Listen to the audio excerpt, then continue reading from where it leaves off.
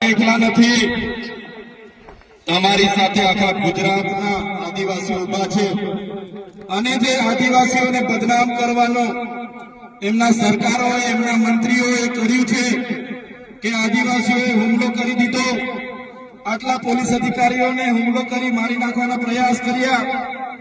ત્યારે આદિવાસી તો અહીંયા 3 કલાક સુધી વિનંતી કરતો હતો કે સાહેબ અમે અમારા બાપ દાદાઓથી અહીંયા રહીએ છીએ, 3 પેઢી 4 પેઢીથી અમારું ગામ છે, ઘર છે, અમારો કુવો છે, અમે 2006 અંતર્ગત વન અધિકાર અધિનિયમ અંતર્ગત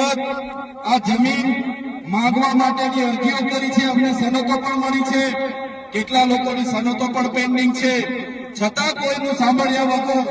જે વન વિભાગ, જે પોલીસ અધિકારીઓ અને રેવન્યુ વિભાગે જે કૃત્ય કર્યું છે એની અમે નિંદા કરીએ છીએ, એને અમે વખોડી કાઢીએ છીએ। આજે અહીંયા લીગલ સેલના પણ મારા વકીલો, મારા એડવોકેટ ટીમો આવેલી છે, ત્યારે જ્યારે પણ આ ગામને ન્યાયિક લડતની જરૂર પડશે, જ્યારે પણ આ ગામના લોકોને લીગલી લડતની જરૂર પડશે,